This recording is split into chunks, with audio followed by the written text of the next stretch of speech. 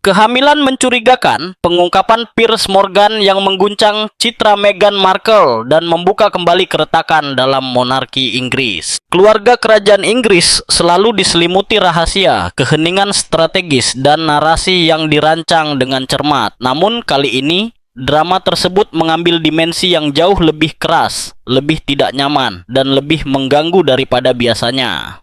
Apa yang dimulai sebagai anekdot yang tampaknya kecil, klaim bahwa Uskup Agung Canterbury telah secara diam-diam menikahkan Harry dan Meghan di kebunnya 3 hari sebelum pernikahan yang disiarkan di televisi, berakhir menjadi prolog dari kontroversi yang jauh lebih dalam. Kontroversi yang sekali lagi menjadi berita utama, pernyataan eksplosif Piers Morgan tentang kehamilan Meghan Markle.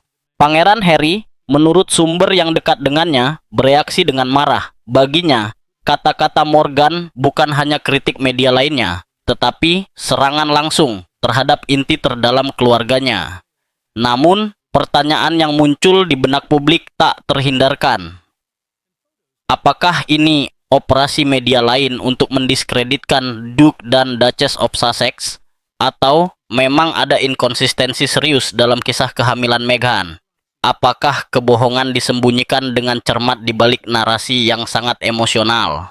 Piers Morgan, yang dikenal tidak pernah menghindari kontroversi, memutuskan untuk melampaui sekadar sindiran. Dengan nada menantang, langsung, dan tanpa kompromi, ia mempertanyakan apa yang telah diterima tanpa pertanyaan selama bertahun-tahun. Menurutnya, kisah Meghan dimulai seperti banyak kisah lainnya dalam konstruksi publiknya, halus hampir seperti sesuatu yang gaib, diselimuti gambar-gambar yang disusun dengan cermat, dengan foto-foto lembut, pencahayaan yang terencana, dan perut hamil yang disajikan sebagai simbol utama narasi kerentanan dan pengorbanan. Sebuah kisah yang menurut pandangannya ditawarkan kepada publik sebagai narasi lengkap, dirancang untuk dipercaya tanpa analisis. Lokasi yang dipilih untuk persalinan juga tidak luput dari perhatian. Rumah sakit Westminster swasta yang khusus menangani kesehatan wanita dan anak-anak memiliki tradisi panjang yang terkait dengan keluarga kerajaan.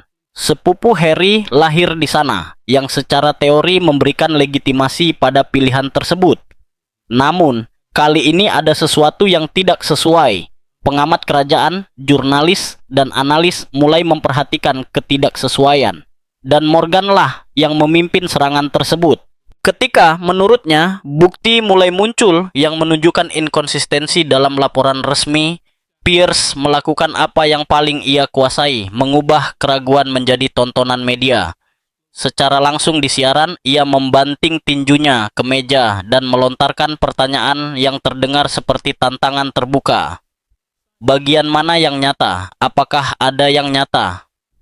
Bagi Morgan, citra publik Sussex dan sedikit kredibilitas institusional mereka yang tersisa runtuh di hadapan serangkaian kontradiksi yang ia gambarkan sebagai induk dari semua inkonsistensi.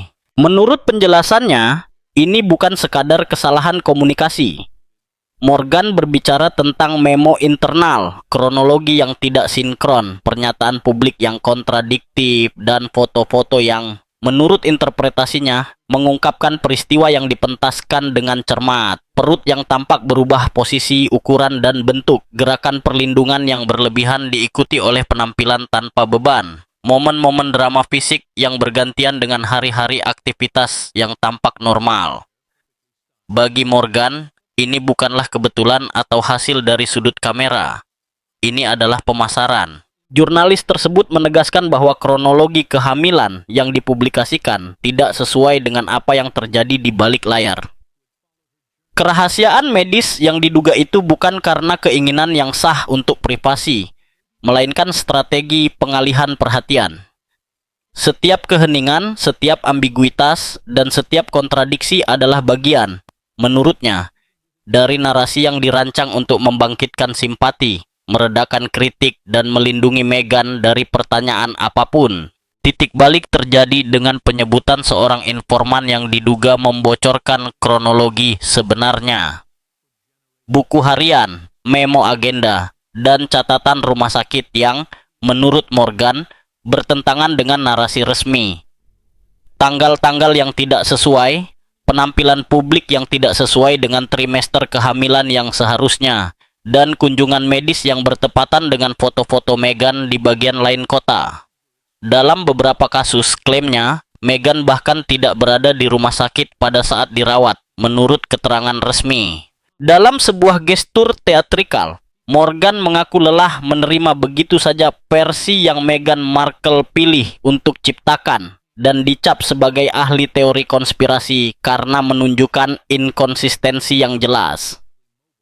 Dalam pidatonya, ia sepenuhnya mendefinisikan ulang citra Meghan, bukan sebagai wanita yang tertindas oleh institusi, tetapi sebagai seseorang yang telah memanfaatkan peran sebagai ibu, mengubahnya menjadi perisai emosional dan alat yang ampuh untuk mengendalikan narasi. Menurut dokumen internal ini, staf dan asisten istana telah memenuhi permintaan yang tidak biasa, bekerja lembur, dan mengoordinasikan setiap detail dengan sangat teliti. Prioritasnya bukanlah privasi, tegas Morgan, tetapi kendali mutlak atas pertunjukan tersebut. Kontradiksi pun menumpuk. Pernyataan tentang mual yang ekstrem disandingkan dengan penampilan publik yang sempurna. Catatan tentang isolasi yang kontras dengan catatan aktivitas staf yang intens. Gestur teatrikal di acara resmi diikuti oleh gerakan lincah beberapa hari kemudian. Bahkan kisah kelahiran, menurutnya, telah dirancang dalam beberapa versi sebelumnya. Seolah-olah itu adalah naskah film yang disiapkan untuk beradaptasi dengan reaksi publik dan media. Bagi Morgan, ini bukanlah penindasan institusional, melainkan arahan artistik ala Hollywood, dengan kehidupan pribadi diubah menjadi produksi yang diedit dengan cermat. Reaksinya cepat, media sosial meledak, para pembela Meghan menyebut tuduhan itu misoginistik dan kejam. Para kritikus berbicara tentang pertanggungjawaban yang telah lama ditunggu-tunggu. Sementara itu, Meghan tetap diam. Tidak ada pernyataan, tidak ada juru bicara, tidak ada penampilan yang diperhitungkan secara strategis. Keheningan itu, menurut Morgan, menjadi senjata lain, memperkuat kecurigaan. Opini publik mulai bergeser. Pendukung setia mulai mempertanyakan apa yang sebelumnya mereka anggap benar. Sekutu terkenal memilih untuk tetap diam. Morgan, yang yakin dengan posisinya, terus menunjukkan perbedaan antara wacana publik dan catatan pribadi yang diduga, meningkatkan ketegangan seolah-olah mengarahkan klimaks sebuah drama. Pengungkapan yang paling mengejutkan tidak diragukan lagi adalah keberadaan beberapa versi cerita kelahiran yang telah direncanakan sebelumnya. Persepsi, tegasnya, telah dikendalikan seperti produksi film blockbuster. Ini bukan tentang meminta empati, tetapi tentang memaksakan narasi. Saya tidak mengatakan dia tidak ditekan, Morgan menyimpulkan. Saya mengatakan dia menggunakan peran sebagai ibu sebagai alat, dan sekarang struktur itu runtuh. Pernyataan terakhirnya sesederhana, namun sangat menghancurkan. Jika dia berbohong tentang ini, apalagi yang dia bohongi? Bagi banyak orang, itu menandai awal runtuhnya citra Meghan Markle yang telah dibangun dengan hati-hati. Debat ini tidak hanya memengaruhi pasangan Sussex, ini juga membuka kembali perbandingan yang tidak nyaman di dalam monarki. Catherine, Putri Wales, meninggalkan Lindo Wing rumah sakit beberapa jam setelah melahirkan, mengenakan sepatu hak tinggi dengan rambut dan riasan yang sudah selesai, memperlihatkan putranya kepada dunia. Dia melakukannya 3 kali, selalu dengan ketenangan dan transparansi. Itu bukan pameran diri, tetapi rasa hormat terhadap tradisi dan publik. Dalam beberapa video dan foto, Meghan bergerak dengan sangat lambat, seolah-olah setiap langkah membutuhkan perhitungan yang cermat. Dia berjalan dengan kedua tangan diletakkan dengan kuat di perutnya, bahu tegang, tubuh condong ke depan, menyampaikan citra kehamilan lanjut yang jelas membatasi mobilitasnya. Setiap gerakannya tampak terukur, terkendali, hampir rapuh. Namun, dalam penampilan lain, yang terpisah bukan oleh bulan tetapi oleh hari dan bahkan jam, pemandangannya sangat berbeda.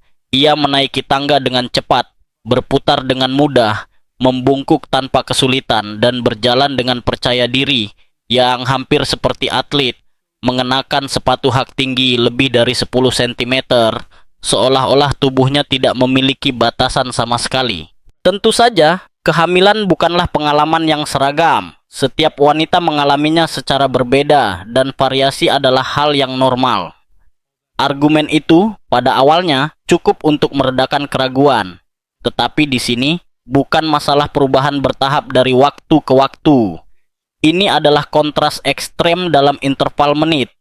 Suatu hari, perutnya terasa sangat berat sehingga berjalan terasa sulit. Lain kali, Meghan bergerak dengan sangat mudah, tanpa kekakuan, tanpa tanda-tanda ketidaknyamanan, tanpa sedikit pun usaha. Ketidakkonsistenan ini yang berulang kali terjadi mulai menimbulkan kecurigaan. Internet melakukan apa yang selalu dilakukannya ketika mendeteksi celah dalam narasi resmi. Pengguna mulai mengumpulkan gambar, mengambil tangkapan layar, dan membandingkan foto-foto. Garis waktu terperinci dibuat, membandingkan tanggal, peristiwa, dan penampilan publik. Ketika semuanya terungkap secara visual, perbedaan tersebut menjadi sulit untuk diabaikan. Itu bukan lagi foto terisolasi yang dapat dijelaskan sebagai sudut pengambilan gambar yang buruk atau momen yang singkat. Itu adalah sebuah pola, sangat hamil ketika kamera diposisikan dengan sempurna, sangat lincah ketika kamera tidak. Forum-forum kerajaan meledak dengan perdebatan sengit. Bagian komentar mengulang pertanyaan yang sama, diungkapkan dalam 1000 cara berbeda. Bagaimana kehamilan bisa berubah seperti itu? Perlahan, sebuah gagasan yang tidak nyaman mulai terbentuk, gagasan yang banyak orang tidak ingin ungkapkan secara terbuka. Gambar-gambar itu sendiri sudah menimbulkan keraguan, tetapi ketika Piers Morgan menyebutkan keberadaan dokumen internal yang diduga, keraguan itu lenyap bagi sebagian besar publik. Menurut klaim-klaim ini, yang tidak pernah secara jelas dan pasti disangkal, catatan harian internal beredar yang merinci janji temu medis Meghan, perjalanan, dan kegiatan resmi selama kehamilannya. Pada prinsipnya, ini bukanlah hal yang luar biasa. Namun, jika dokumen-dokumen ini nyata, bahkan sebagian, masalahnya serius. Dokumen-dokumen tersebut menunjukkan dugaan kunjungan rumah sakit yang dijadwalkan pada hari yang sama persis ketika Meghan difoto menghadiri acara publik di berbagai bagian London.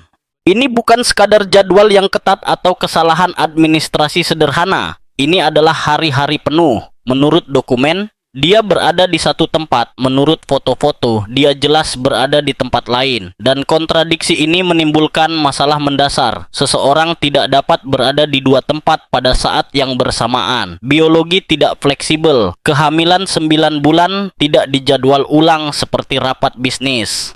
Janji temu medis penting tidak dipindahkan demi penampilan. Tubuh tidak merespons strategi hubungan masyarakat. Benturan tajam antara apa yang didokumentasikan dan apa yang terlihat membuat pengamat biasa pun berhenti dan berpikir. Unsur lain semakin mengguncang opini publik selama berbulan-bulan. Melalui sumber-sumber terdekat dan laporan yang disaring dengan cermat, ditegaskan bahwa Meghan menginginkan persalinan di rumah di Frogmore Cottage. Gagasan ini sangat sesuai dengan citra yang diproyeksikan, alami, privasi, pilihan pribadi yang menentang tradisi kaku monarki. Itu adalah simbol seorang wanita yang ingin melakukan segala sesuatu dengan caranya sendiri, jauh dari protokol. Publik menerima narasi ini tanpa banyak pertanyaan. Hingga 6 Mei 2019, tanpa pemberitahuan sebelumnya, konteks, atau penjelasan, diumumkan bahwa persalinan telah terjadi di rumah sakit Portland di London. Tidak ada yang mempertanyakan keputusan medis tersebut. Persalinan di rumah sakit adalah hal yang normal dan, dalam banyak kasus, merupakan pilihan teraman.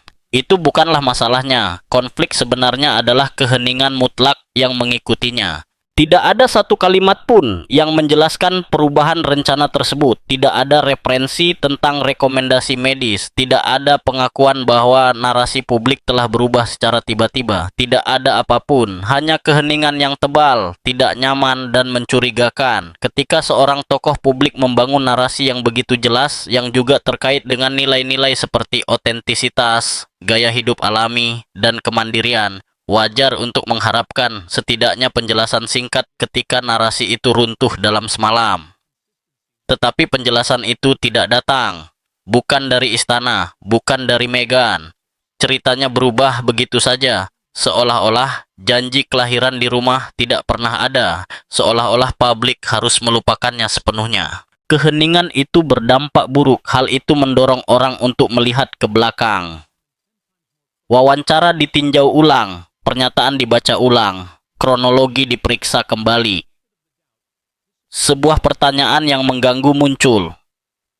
Jika elemen sentral dari cerita itu bisa hilang tanpa penjelasan, apalagi yang mungkin telah dibangun dengan cara yang sama? Kebenaran apalagi yang bisa lenyap tanpa jejak? Saat itulah Piers Morgan turun tangan dengan tegas. Dan apa yang dikatakannya memecah opini publik seperti yang jarang terjadi sebelumnya. Menurut sumber mereka, beberapa versi pengumuman kelahiran Archie telah disusun bahkan sebelum bayi itu lahir. Pertanyaannya tak terhindarkan, siapa yang merencanakan peran sebagai ibu seolah-olah itu adalah kampanye perusahaan? Siapa yang menulis versi alternatif pengumuman kelahiran anaknya seolah-olah itu adalah peluncuran produk? Kekacauan seputar pengumuman resmi tersebut mengungkap strategi yang telah diperhitungkan dengan cermat. Harry dan Meghan tidak memberitahu istana Buckingham ketika persalinan dimulai. Mereka merahasiakan semuanya. Bayi itu lahir dan beberapa jam berlalu sebelum tim komunikasi resmi diberitahu sekitar pukul 6 pagi. Saat itu, istana sama sekali tidak siap karena kurangnya informasi yang jelas dan di bawah tekanan, mereka mengeluarkan pernyataan hanya 40 menit kemudian. Pengumuman itu langsung berantakan. Versi Harry dan Meghan bertentangan dengan kronologi yang baru saja diumumkan istana. Tiba-tiba, istana Buckingham berada dalam posisi yang memalukan. Di mata publik, mereka tampak berbohong atau tidak kompeten. Tetapi kenyataannya, menurut para kritikus, bahkan lebih buruk. Mereka sengaja dikecualikan, sengaja dirahasiakan. Itu bukan kesalahan atau kesalahpahaman. Itu adalah manuver yang diperhitungkan. Dengan mengendalikan arus informasi, Harry dan Meghan menciptakan skenario di mana institusi tersebut digambarkan secara negatif, sementara mereka dapat menampilkan diri sebagai korban yang tidak bersalah dari sistem tersebut. Mereka mengendalikan waktu, narasi, dan konsekuensinya. Piers Morgan langsung menyoroti hal ini karena mengungkapkan sesuatu yang penting tentang modus operandi Meghan. Semuanya harus terkendali. Setiap pengumuman, setiap detail, setiap keheningan harus melayani citranya dan narasi pribadinya. Itu bukanlah adegan seorang wanita yang secara spontan berbagi salah satu momen terpenting dalam hidupnya. Itu adalah seseorang yang mengarahkan sebuah acara yang dipentaskan dengan cermat, mengendalikan setiap sudut pandang dengan teliti, bahkan jika itu berarti merusak kredibilitas istana. Begitu publik mulai menyadari tingkat perencanaan dan pengendalian ini, mustahil untuk mengabaikannya.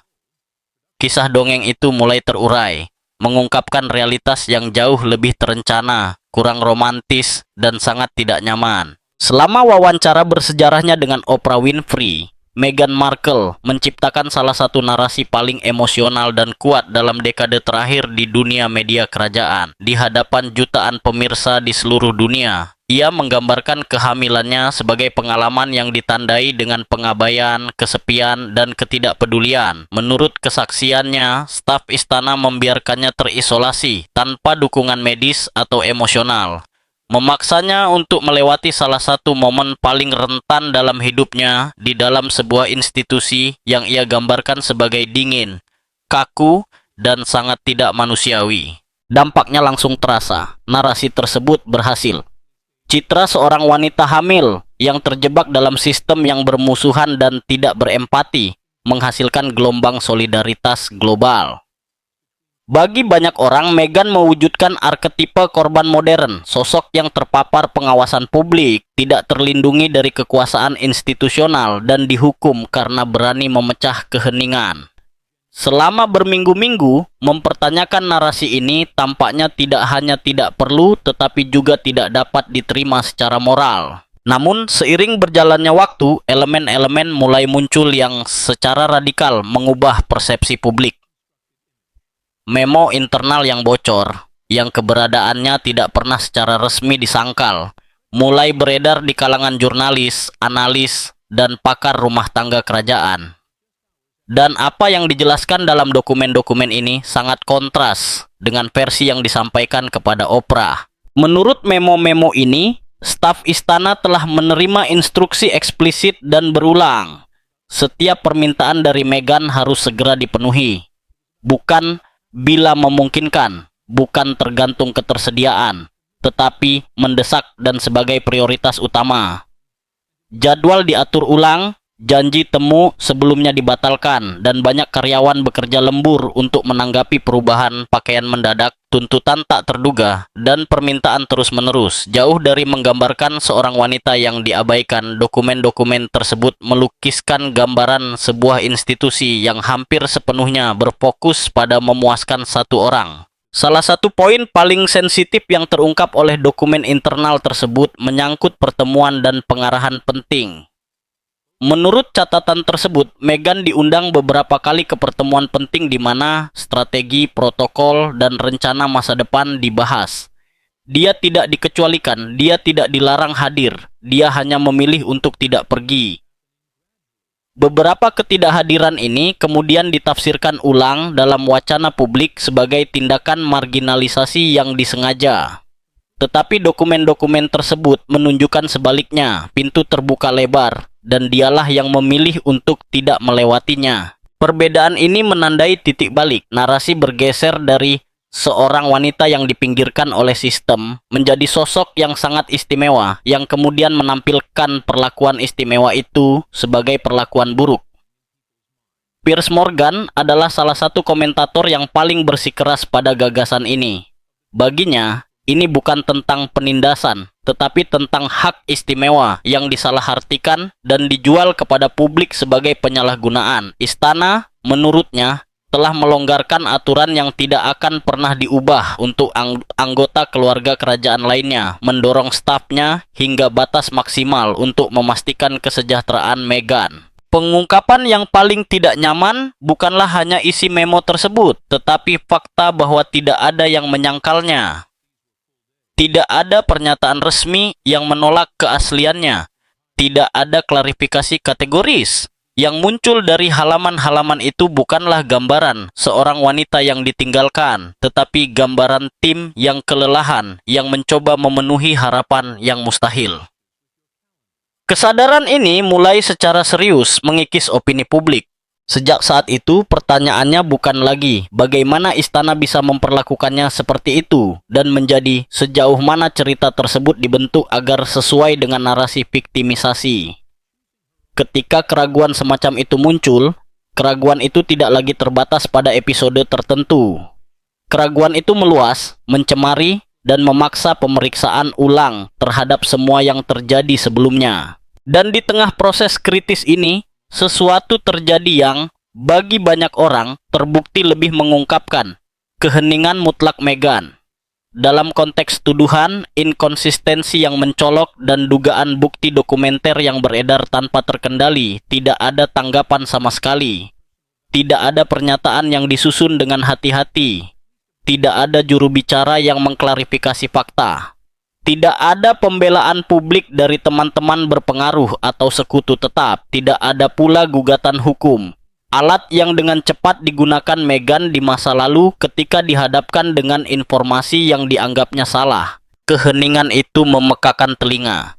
Dan Piers Morgan, seperti biasanya, tanpa henti menekankannya. Baginya, keheningan itu bukanlah netral atau elegan. Itu adalah pesan tersendiri, terutama ketika tuduhan tersebut disertai dengan dokumen dan kronologi yang terperinci.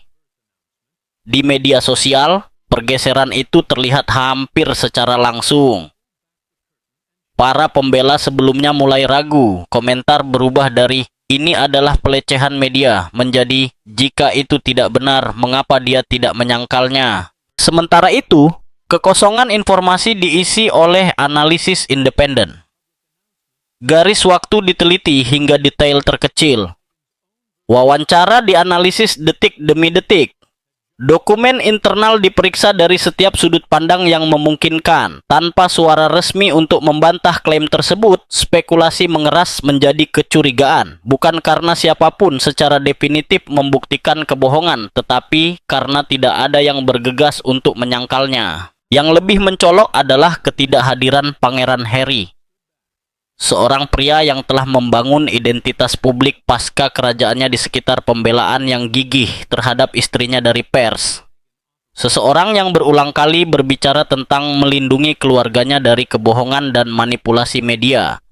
Namun, ketika tuduhan spesifik muncul mengenai kehamilan Meghan dan kelahiran anak-anaknya, dia tetap diam sepenuhnya. Bagi banyak pengamat, kelalaian ini tidak dapat dipahami. Jika seseorang menyebarkan kebohongan serius tentang pasangan Anda, bukankah Anda akan bereaksi segera? Bukankah Anda akan menuntut pencabutan pernyataan, mengambil tindakan hukum, melakukan segala yang mungkin untuk membersihkan nama mereka?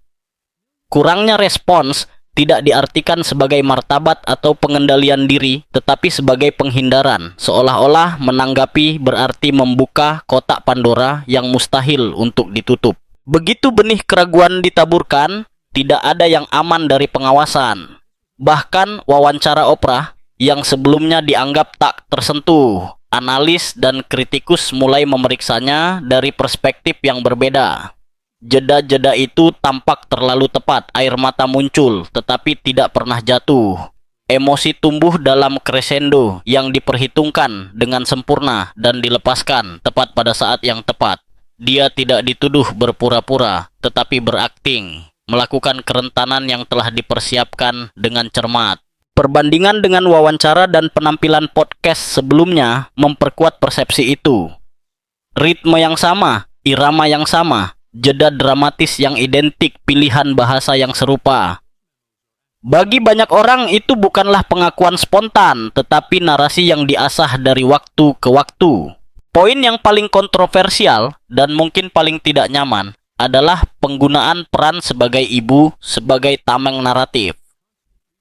Menurut para kritikus seperti Morgan, Meghan telah mengubah kehamilan menjadi semacam medan kekuatan budaya. Mempertanyakan aspek apapun dari kisahnya secara otomatis diartikan sebagai serangan terhadap wanita hamil. Meminta klarifikasi dianggap kejam. Dan secara sosial, strategi itu berhasil. Masyarakat diprogram untuk melindungi ibu hamil dan menghindari konfrontasi. Bukan diklaim bahwa kehamilan itu palsu, melainkan bahwa kehamilan tersebut telah digunakan sebagai alat naratif, sebagai penahan tekanan. Setiap kali pertanyaan yang tidak nyaman muncul, fokus kembali beralih ke penderitaan emosional seorang wanita hamil, mengubur keraguan di bawah lapisan kemarahan moral. Pergeseran garis waktu, dugaan konflik penjadwalan, kesempatan berfoto yang diperhitungkan dengan cermat, pernyataan yang telah disiapkan sebelumnya, dan, yang terpenting, keheningan setiap kali pertanyaan yang tidak nyaman muncul. Semua elemen ini, jika dipertimbangkan secara terpisah, mungkin tampak seperti detail kecil. Namun, ketika dikumpulkan, semuanya akhirnya membentuk gambaran yang tidak dapat diselaraskan oleh jutaan orang dengan narasi korban yang diminta untuk mereka terima tanpa pertanyaan.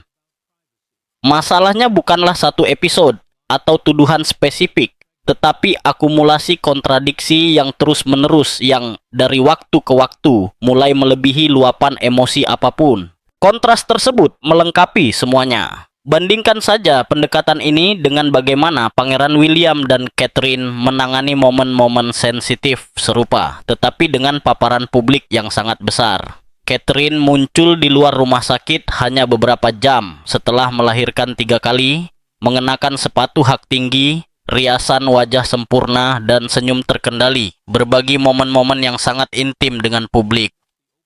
Sikap ini konsisten dengan tradisi transparansi dan keterbukaan yang, suka atau tidak suka, menyampaikan kontinuitas disiplin dan rasa tanggung jawab.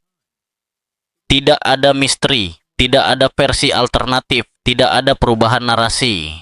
Dalam kasus Meghan, strateginya justru sebaliknya. Semuanya diselimuti kerahasiaan, keterangan diubah dari waktu ke waktu, detail-detail penting disesuaikan atau dihilangkan, Dan ketika pengamat, jurnalis, dan beberapa anggota masyarakat mulai menunjukkan inkonsistensi, reaksinya bukanlah klarifikasi, melainkan konfrontasi.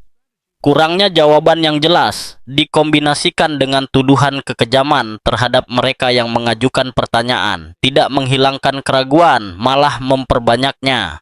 Karena kerahasiaan menimbulkan kecurigaan dan inkonsistensi pasti menimbulkan ketidakpercayaan. Ketika pertanyaan disambut dengan keheningan atau ditafsirkan ulang sebagai serangan jahat daripada permintaan penjelasan yang sah, opini publik mulai menarik garisnya sendiri. Baik adil atau tidak adil, kesimpulan-kesimpulan ini menguat seiring waktu. Kesimpulan-kesimpulan ini tidak meledak dalam satu berita utama yang skandal, tetapi perlahan meresap ke dalam kesadaran kolektif hingga menjadi tidak mungkin untuk diabaikan. Ini adalah erosi yang sunyi namun mendalam yang meninggalkan bekas luka yang sulit dihapus. Dalam konteks ini, peran Piers Morgan sangat penting. Paparan dan kegigihannya yang terus-menerus bukanlah tentang membuktikan tuduhan tertentu tanpa keraguan yang beralasan, tetapi lebih tentang menabur cukup banyak pertanyaan untuk secara permanen merusak kredibilitas narasi tersebut.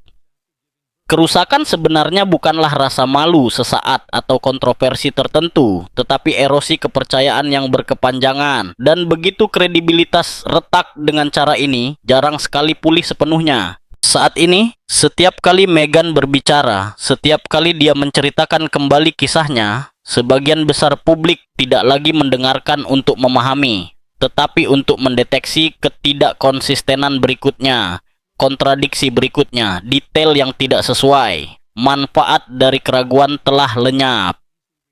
Seruan emosional disambut dengan penolakan daripada empati.